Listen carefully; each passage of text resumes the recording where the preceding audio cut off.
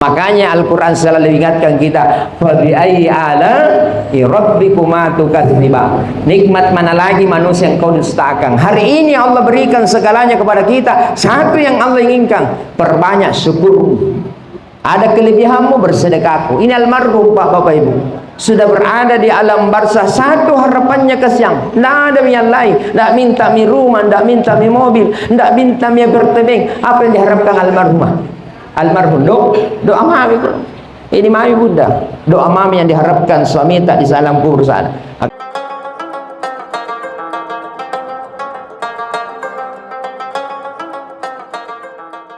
Buah semangka buah kadodok, semangat saya bodoh. Karena saya lihat jumlah jamaah tidak sebanding dengan jumlah suara. Kalau menurut KPU masih banyak golput. Ya, supaya tidak golput Bapak Ibu, karena salam itu doa, maka satu kesyukuran kita kalau masih ada yang salami kita 1 kali 24 jam, berarti Bapak Ibu masih ada yang doakan. Maka dari itu saya ulangi kembali salamku, mudah-mudahan yang jawab salam kuenya bisa double. Assalamualaikum warahmatullahi wabarakatuh. Waalaikumsalam warahmatullahi wabarakatuh. Alhamdulillah, luar biasa pengaruhnya kue. Suaranya bisa tambah jelas. Alhamdulillah. Alhamdulillahilladzi khalaqal mauta wal hayata liyabluwakum ayyukum ahsanu amala.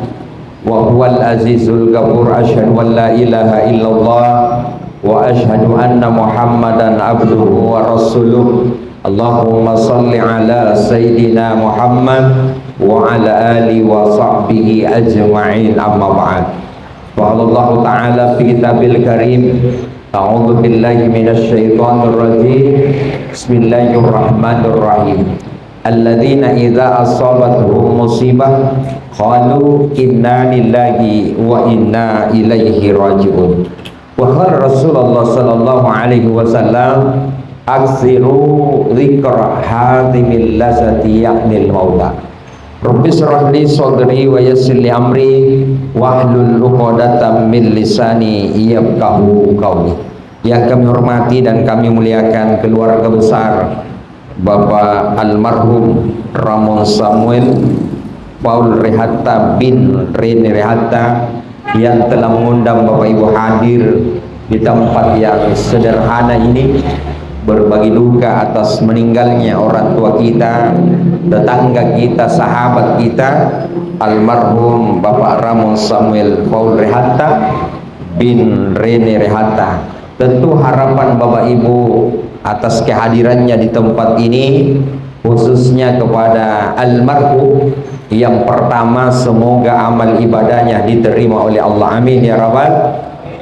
Dosa-dosanya diampuni oleh Allah, amin ya rabbal. Mobil khusus kepada keluarga yang ditinggalkan, masih ada istrinya? Iya, istrinya tercinta, anaknya ada juga. Anaknya berapa Bu? Anaknya 2. Semoga diberikan ketabahan, kesabaran, kekuatan oleh Allah, amin ya rabbal.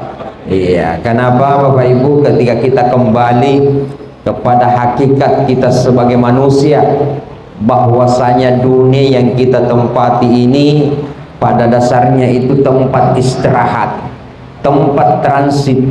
Besok lusa kita akan tinggalkan tempat ini, kita mudik ke tempat berikutnya yang namanya alam barzah atau alam kubur.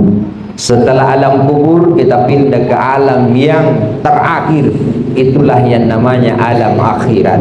Nah sekarang kita berada di tengah-tengah dua alam, kita sudah lewati antara arwah dan rahim. Sekarang ada kita di dunia, akan ada dua alam yang insya Allah akan kita tuju, yang namanya alam kubur dan alam akhirat. Maka dari itu saya mengajak kepada kita semua yang hadir untuk senantiasa banyak-banyak bersyukur kepada Allah.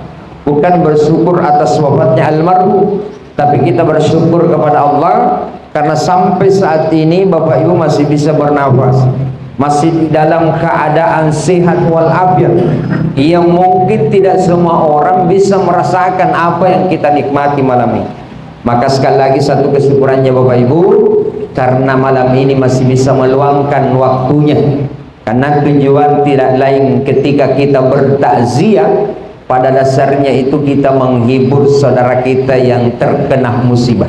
Apa nilai manfaatnya ketika kita takziah Bapak Ibu? Yang pertama itu kembali kepada diri kita.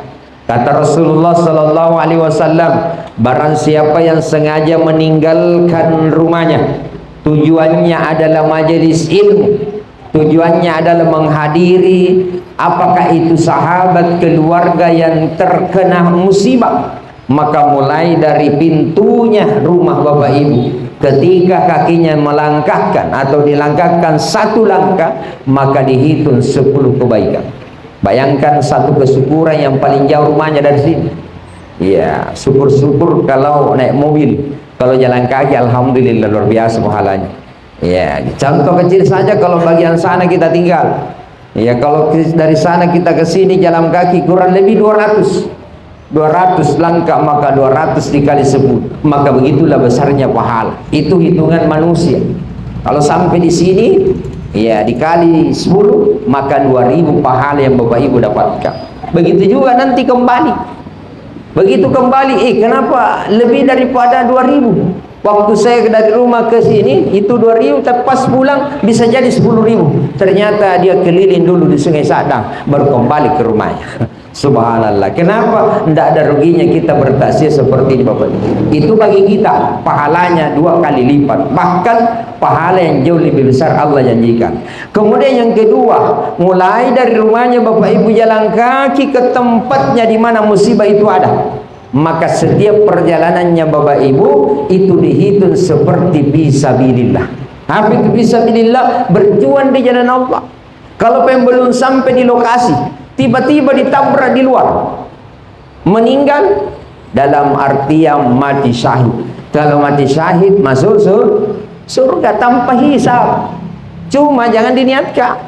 Mentang-mentang kita tahu dari rumah menuju tempat tasya itu adalah fisabilillah, belum sampai di lokasi kita telepon teman, saya sebentar, kalau saya belok, saya menyeberang, tabrak saya dari belakang. Bukan mati syahid, mati cilaka itu. Iya, kenapa? Karena diminta. Itu perbedaannya. Kemudian yang ketiga, Bapak Ibu sudah ada di lokasi, sudah ada makin duduk-duduk, alhamdulillah. Ya, sudah di atas kursi sambil kita dengarkan tadi bacaan Quran, baik dari MC, termasuk kita mendapatkan tausiah ilmu tentang persoalan kematian, maka pahalanya kata baginda Rasulullah itu seperti dunia dan seisinya Bapak Ibu. Orang sudah berangan-angan bagaimana itu kalau dunia dan seisinya. Ada orang saya pernah tanya, bagaimana itu Ustaz? Kalau saya Ustaz cukup saja sombauku dan seisinya, itu sudah luar biasa. Saya bilang itu anunya orang, bukan punya apa Ibu yang dirahmati oleh Allah Subhanahu wa taala. Kemudian apa? Bagi kepada keluarganya almarhum, khususnya kepada istrinya almarhum. Tentu kita bisa merenung Bapak Ibu, siapa yang tidak sedih kehilangan sosok orang yang selama ini mulai dari nol misalnya. Mulai dari belum ada anak sampai dikaruniai anak, sampai di mana Allah pisahkan. Begitu Allah pisahkan, disinilah kadang-kadang berat hatinya untuk berpisah. Bukan menyesali kepergiannya almarhum, tapi karena kita mengingat jasanya almarhum. Makanya ketika namanya almarhum disebut, serontak hati istrinya atau anaknya semua meneteskan air mata. Kenapa? Karena yang diingat itu ketika masa-masa hidupnya almarhum. Kadang sebentar 2-3 hari akan bertanya, ya Allah, ternyata suamiku sudah tidak ada. Ya Allah, selama ini saya harapkan suamiku saya masih bisa sampai lebaran, ternyata hanya sampai di sini. Ya Allah, masih mau sama-sama ya Allah, tapi Allah mengatakan kau cinta kepada suamimu, tapi saya lebih cinta kepada suami. Itu luar biasa Bapak. Maka yang diharapkan kepada keluarganya almarhum, tetap sabar bunda, tetap sabar ibu anak-anaknya, karena di balik ini ada hikmah yang Allah berikan. Yang ketiga, ketika orang ditimpa musibah itu, apa kata Al-Quran? La yukallifullahu nafsan illa usaha. Allah menguji manusia sesuai dengan kemampuannya. Allah tidak uji kita Bapak Ibu melebihi dari batas kemampuan tak. Kenapa? Karena manusia itu terbatas. Iya, manusia itu terbatas Bapak Ibu. Kadang dia cepat marah, kadang juga sabar. Itu manusia. Maka dari itu Bapak Ibu yang dirahmati oleh Allah Subhanahu wa taala, tetap sabar menghadapi cobaan yang Allah berikan. Kemudian selanjutnya kita pahami ada manusia pun di dunia ini tidak lepas daripada ujian. Apa ujiannya saja yang Allah berikan. Jadi jangan kita mengatakan ujian itu hanya kemiskinan, ujian itu hanya kekayaan, termasuk sesuatu yang pernah bersama dengan Bapak Ibu. Apakah itu harta, jabatan, wabil khusus keluarga.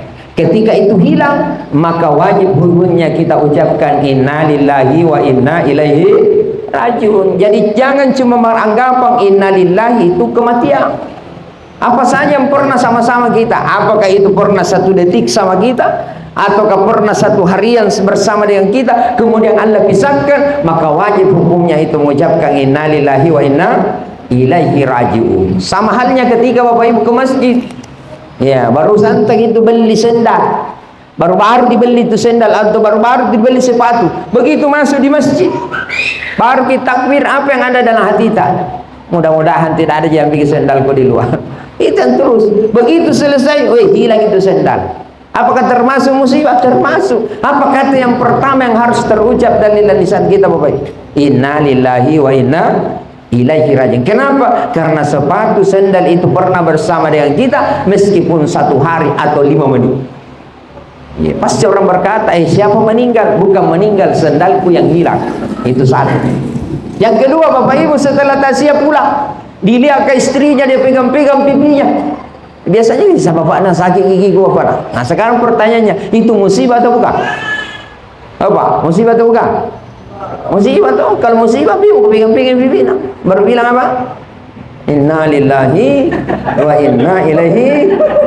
Pasti sudah itu nak tapik. Suami kurang ajar nih. Apa ibu dirahmati oleh Allah. Kenapa musibah? Jadi jangan bilang mati saja musibah. Nah itu makanya dirahmati. Apatah lagi yang namanya kematian. Inilah yang dianggap musibah yang paling besar pada diri manusia. Kenapa paling besar Bapak Ibu? Kalau kita dari sini ke Morowali, harapan kita masih bisa kembali. Jangankan kita mudik dunia saja itu kadang sudah was-was makin. Coba sebentar, pamit suami tak, bu, kenapa mau ke Morowali? Pasti tidak mungkin itu bilang berapa hari, pasti berbulan-bulan. Bulannya gitu Pak, aneh begini. Bisa jadi video call Bapak. Bayangkan Pak, kalau besok mau berangkat, mungkin hari itu malam itu tidak tidur istri tak nak pikir, ya Allah pergi tu jami bapaknya ke Morowali. Nah begitu subuh-subuh sudah mikir mas bawa mi keluar kopornya, Pak video call kita baru 5 menit video call mi, mana mau ke bapaknya? Baru ke depan rumah. Coba itu baru dunia, apalagi persoalan kematian. Ini yang dianggap musibah besar Bapak Ibu, karena orang yang selama ini sama-sama mulai kemana, mau dari bawah maupun sampai ke atas sama-sama, sampai akhirnya Allah pisahkan, itu yang dianggap besar. Kenapa? Karena tidak akan pernah kembali. Makanya almarhum ini Bapak Ibu, Ramon Samuel tidak akan pernah lagi kembali. Justru kita semua yang hadir ini akan menyusul. Ini semua ini calon-calon semua ini. Daftar tunggu semua ini yang ada di depan. Bukan daftar tunggu naik haji. Daftar tunggu menghadap kepada Allah Subhanahu wa taala. Persoalannya kapan di mana? Itu wallahu a'lam bishawab. Dan jangan pernah ada di benak kita Bapak Ibu, di pikiran kita, Ustadz kalau mati itu 1, 2, belum tentu. Karena mati itu tidak ada syaratnya. Beda kalau mau jadi Polri, ada syaratnya. Mau jadi RT RW, ada syaratnya. Tapi kalau mati tidak ada syaratnya Pak.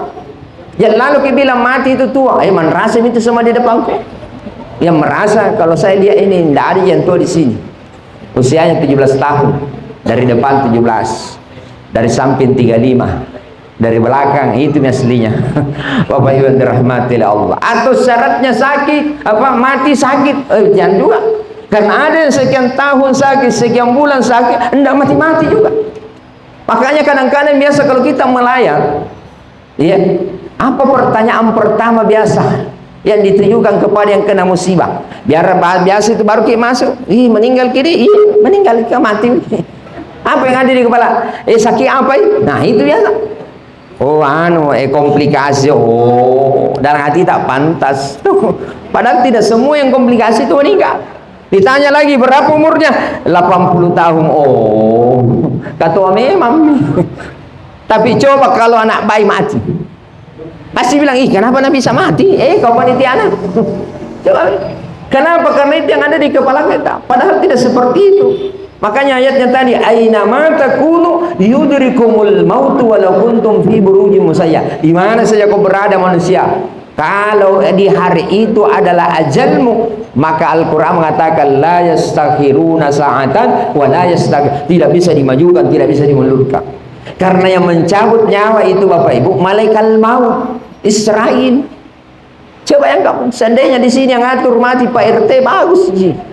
Kalau bilang Allah Pak RT kau tunggu cabai ke wargamu, pasti dia bilang Pak RT, oh iya resto yang malas kabar sampah. Anda rasa lagi. Tapi untuk bukan manusia diperintahkan cabut nyawa Bapak Ibu, malaikat. Dan apa kelebihannya malaikat Bapak Ibu? Malaikat itu dalam Al-Quran dikatakan sami'na wa ata'na. Apa itu? Apa yang diperintahkan itu juga lakukan. Kalau dari atas dipanggil malaikat maut, malaikat maut, turun di jalan Sungai Sadang. Saya tugaskan cabut nyawa. Di mana itu? Pokoknya jalan Sungai Sadang. Dari Veterani masuk sebelah kiri ada itu ruko warna krem, ada ceramah di dalam. Yang mana diambil Ustaz Kak jangan mau. Yang mana diambil itu main HP sambil ceramah Ustaz Kak. Anda rasa mati. Siapa yang dirahmati Allah? Bisakah ditunda Ustaz? Tidak bisa. Karena malaikat itu tidak seperti manusia. Karena apa yang diperintahkan dari atas turun di Sungai Sadang, cabut nyawanya Amir. Tidak mungkin sampai di jalan Sungai Sadang Samsul yang diambil. Beda manusia. Kalau manusia dapat sumbangan 1 juta dari atas, sampai di kampung hanya 3 bungkus Indomie. Mana uangnya? Transit. Itu bedanya. Makanya diperintahkan malaikat, karena malaikat itu punya akal tanpa nafsu. Makanya tidak makan, tidak minum, tidak bisa disogok, tidak bisa ngatur damai, tidak. Tapi kalau manusia bisa, ada akalnya, ada nafsunya. Beda binatang. Kalau binatang punya nafsu tanpa akal, makanya binatang itu selalu salah Pak. Disuruh ke barat dia ke timur, disuruh ke utara dia ke selatan. Kenapa? Tidak ada akalnya. Manusia ada akal, ada nafsu. Makanya manusia itu kadang benar, kadang salah. Supaya tidak selalu salah, diingatkan. Makanya ada yang seperti ini Bapak Ibu. Kita diingatkan supaya jangan terlalu sedih. Tidak ada masalah. Ustaz bolehkah sedih kalau orang meninggal? Boleh. Bolehkah menangis? Boleh. Yang dilarang itu Bapak Ibu, jungkir balik sampai Nabi Tarani. Nah itu yang dilarang. Baru pegang-pegang kepalamu, baru bilang seandainya yang kasih masuk rumah sakit, seandainya yang kasih minum banyak, tidak meninggal. Itu bukan di luar dari batas kemampuan kita. Makanya Bapak Ibu dirahmati Allah Subhanahu wa taala, Al-Qur'an sudah ingatkan kita jauh sebelumnya. Kullu nafsin dha'iqatul maut. Tiap yang bernyawa pasti merasakan namanya mati. Yang mana sebenarnya itu mati Bapak Ibu? Ketika Allah pisahkan tubuh kita dengan ruh. Ya, kalau sekarang alhamdulillah masih Allah satukan. Makanya kalau dipanggil Ki Ahmad pasti balik Ki. Kenapa? Masih hidup. Contoh ini Pak. Tapi coba kalau meninggal Ki, bukan mina mati itu. Ini almarhum. Almarhum mami dipanggil Ki. Makanya itu hebatnya manusia Bapak Ibu. Coba lihat tuh manusia. Belum lahir sudah banyak nama disiapkan. Betul Pak? Ya situ ibu-ibu lagi hamil 9 bulan. Ditanya, Bu, kira-kira nanti apa ini? Saya sudah USG, kayaknya laki-laki deh. Persiapkan nama laki-laki. Ada dari bapaknya, ini kasih ke. Ada dari ibu, ini saya namanya. Dari kakeknya, ini saya. Dari neneknya, ini. Banyak nama disiapkan. Tapi lahir coba.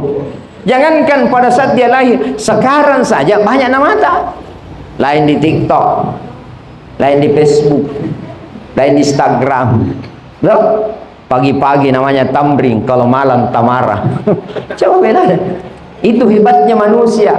Ketika dia hidup di dunia, banyaknya namanya. Betul Pak? Tapi pernah tidak Bapak Ibu perhatikan itu ayam? Itu ayam meskipun 1000 ekor tetap satu namanya. Apa? Ayam toh? 1000 ekor dikasih masuk di kandang, semua namanya pasti ayam. Tidak ada di situ bilang den kanan, den ratu, den sen, tidak ada. Semua nama satu ayam. Tapi apa dibilang ayam? Tenama kok. Nah, kita saat bisa jadi hari ini kita satu nama, tapi ingat besok lusa terbalik daripada manusia. Manusia itu ketika hidup banyaknya namanya, tapi ketika meninggal sisa dua. Apa itu nak? Kalau laki-laki almarhum, kalau perempuan almarhumah, kalau becong almanium. Itu je. Kalau balaki stas alma mater. Itu je namanya. Ndak dipanggil mi profesor doktor, ndak mi pa almarhum almarhumah itu mami. Tapi coba lihat ayam itu Pak. Ayam yang tadinya kita itu 100 ekor di satu kandang namanya ayam, tapi begitu besok lusa ayam itu disembelih atas nama Allah, justru banyak namanya. Ayam Kentucky, ayam geprek, ayam lalapang, ayam paleko, ayam guling. Betul Pak?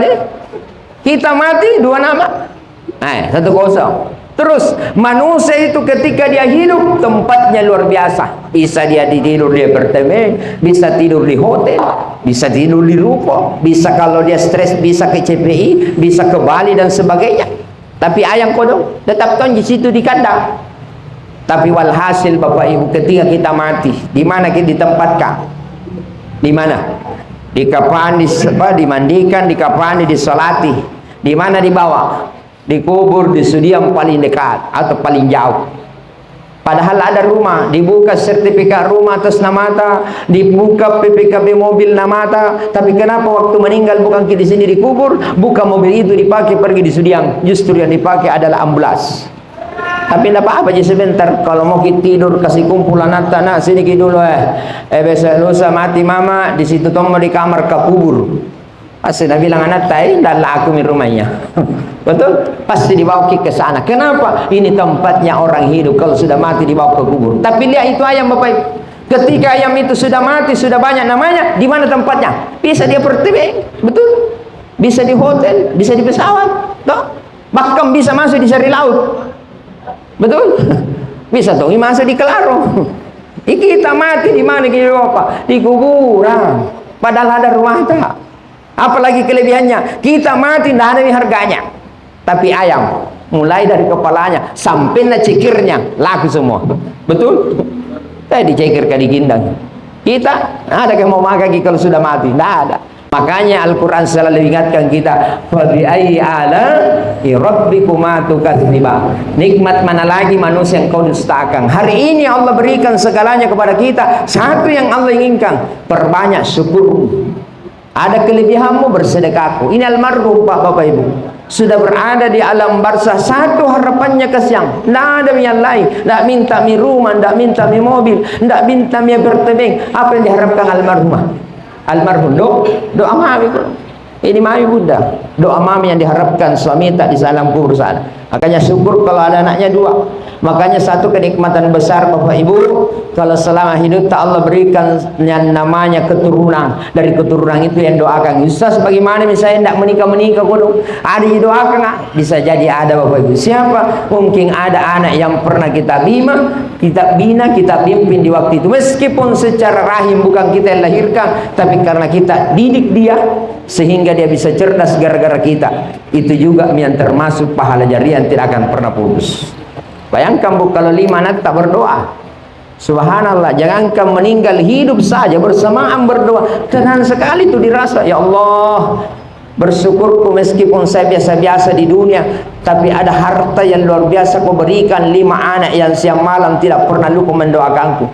Jangankan doa, besok lusa anak kita ini lulus Bapak Ibu, bahkan berhasil satu anak transfer ke rekening 1 juta satu anak. Jadi kalau 5 anak 5 juta tidak Pak. Hari lebaran ada semua anak 5. Gembira atau tidak Pak? Gembira toh? Dapat tombol 5 juta, lebih gembira lagi. Tapi biasa ibu ada anaknya 5, dapat tombol 5 juta, tetap tunjuk menabung. Datang suami dari belakang, sapu-sapu pundanya, Bu, apa yang kita lamunkan? Siapa lagi yang ditunggu? Nah, ada semua anakmu itu 5. Dapat tombol 5 juta. Saya menyesal bapaknya. Kenapa aku menyesal? Kenapa cuma 5 nata? Seandainya 20. Bukan memang dulu banyak memang anak, tapi apa dia bilang KB. Ini maka satu kesyukuran yang banyak anaknya. Kenapa banyak anak? Banyak rezeki dulu. Sekarang banyak anak banyak.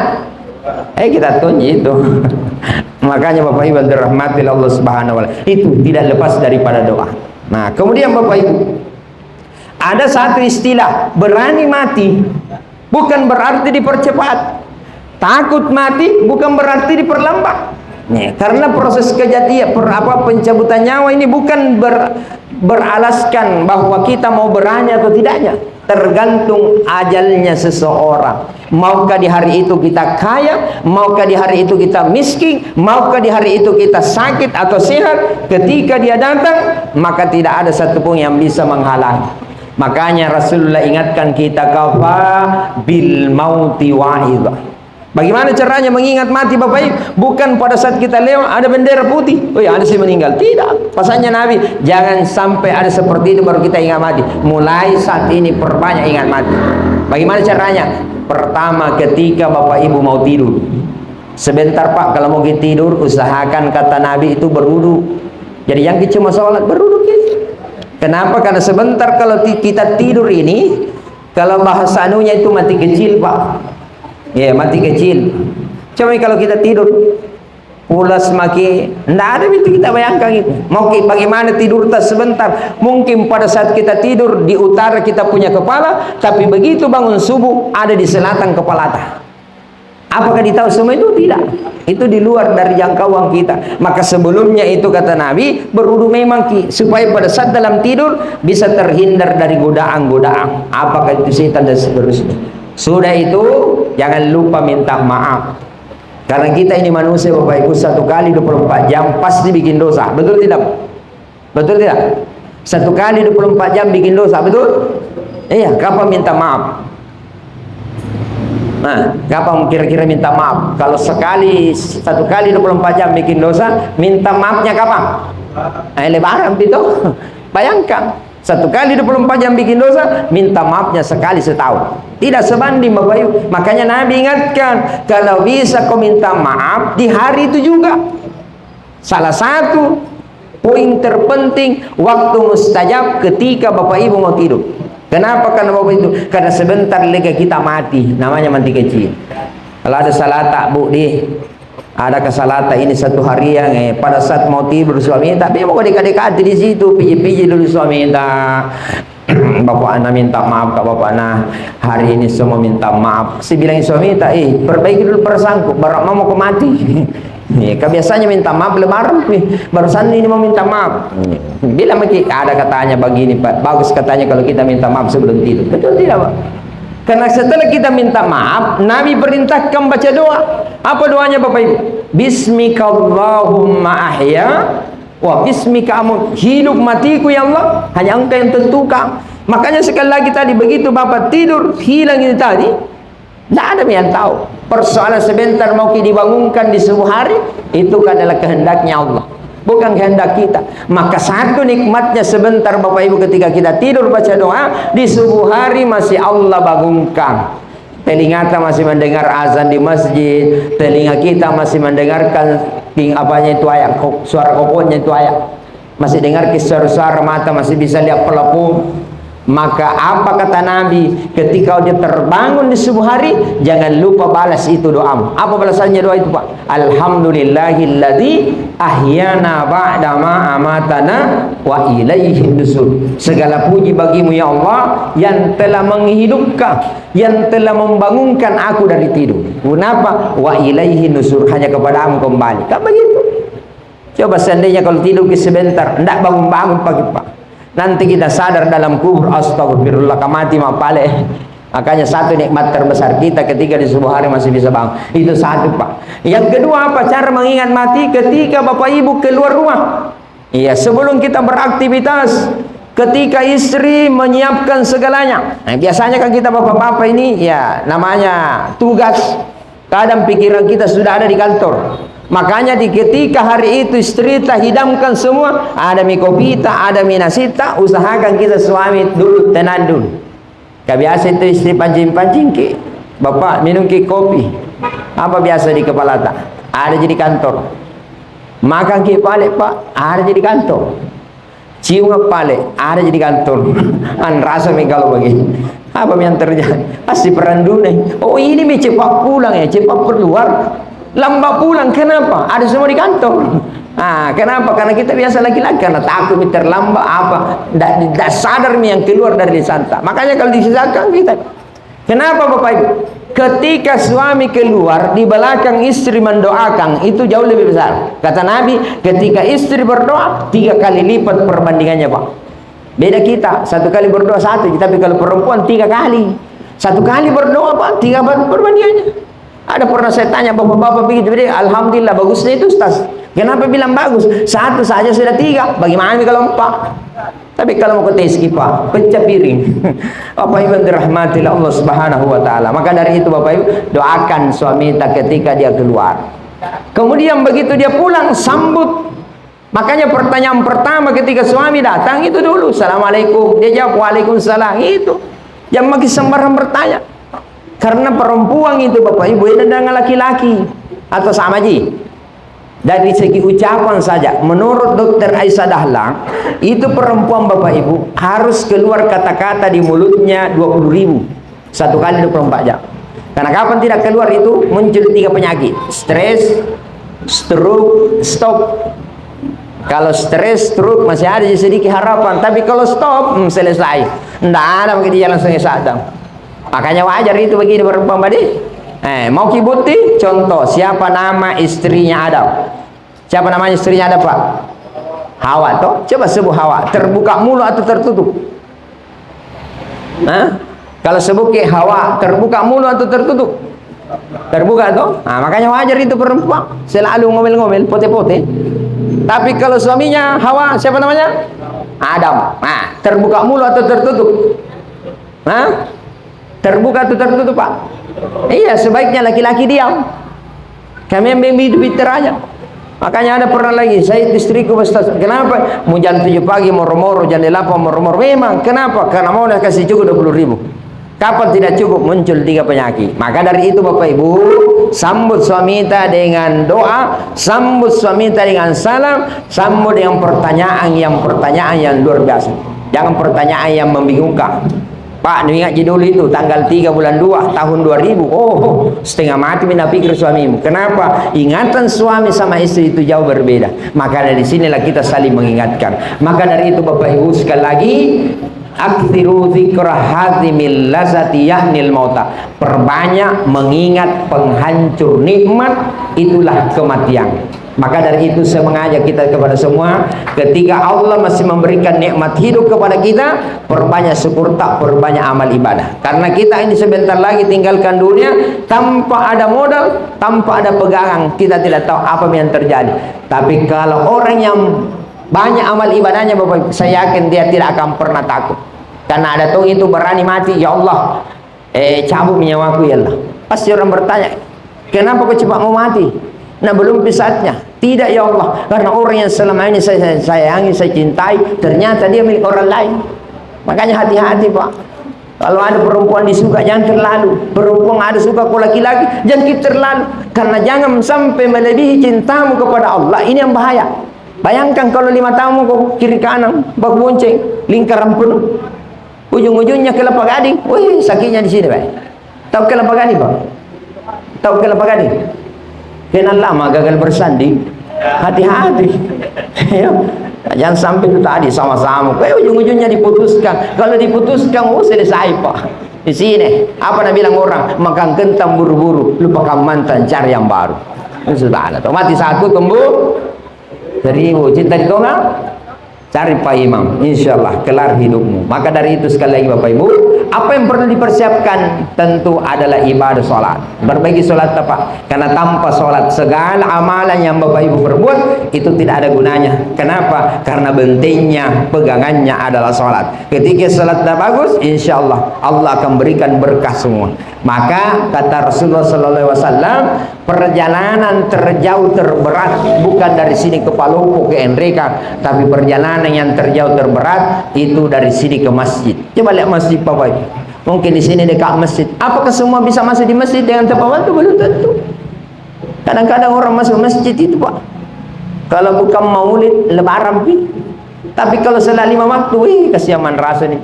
Coba ya. Kenapa? Karena dia maunya manusia itu instan. Ya Allah, bagaimana kalau saya salah subuh, apa yang saya dapat?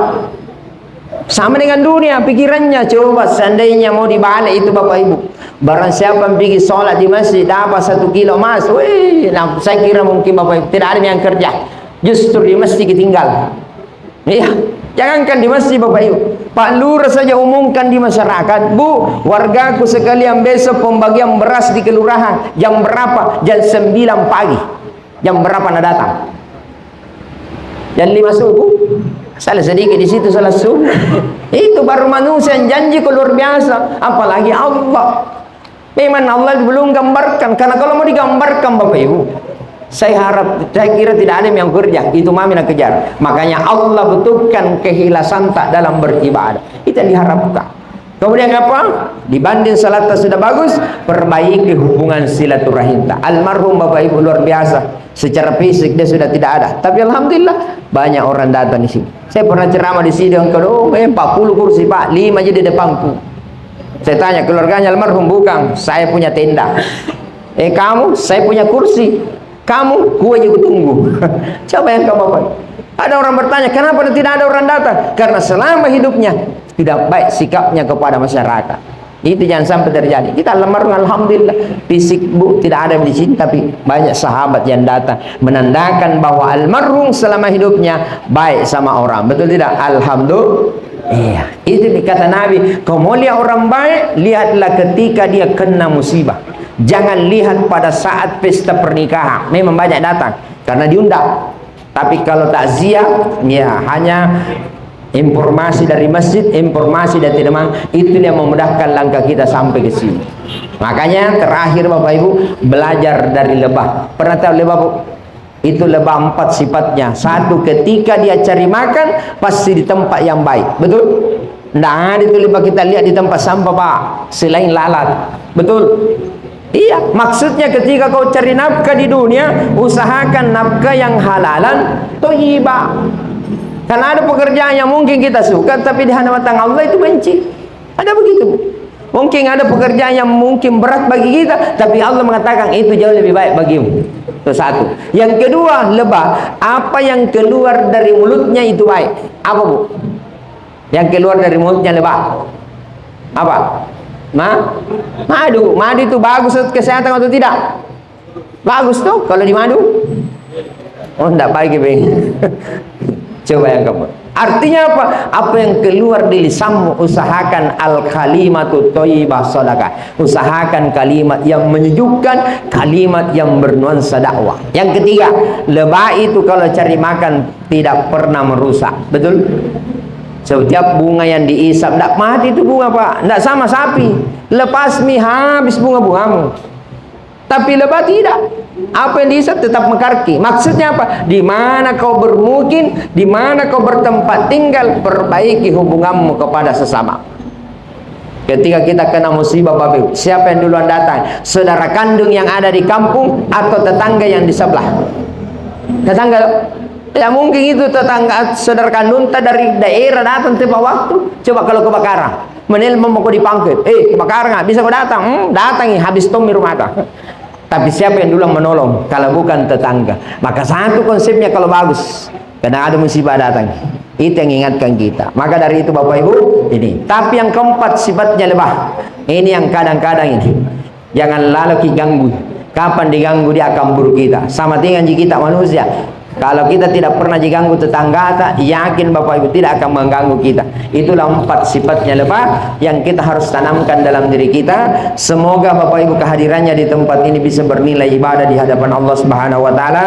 Kita harapkan almarhum senantiasa diluaskan kuburnya, dilapangkan kuburnya, dan tempatnya tidak lain adalah surga. Amin ya rabbal alamin. Maka dari itu saya mengajak kepada kita semua yang hadir, almarhum ini adalah manusia biasa sama dengan kita. Mungkin selama hidupnya ada kata-kata, perbuatan yang mungkin ada disengaja atau tidak, mewakili keluarga, mari kita maafkan almarhum, karena almarhum sudah tidak bisa datang ke hadapan kita untuk minta maaf. Sisa kita lah yang mengikhlaskan lisan kita dan berkata kepada Allah, hari ini Allah, saya maafkan almarhum Bapak Ramon Samuel Paul Rehata bin Rene Rehata. Insya Allah Allah berikan kemudahan perjalanannya.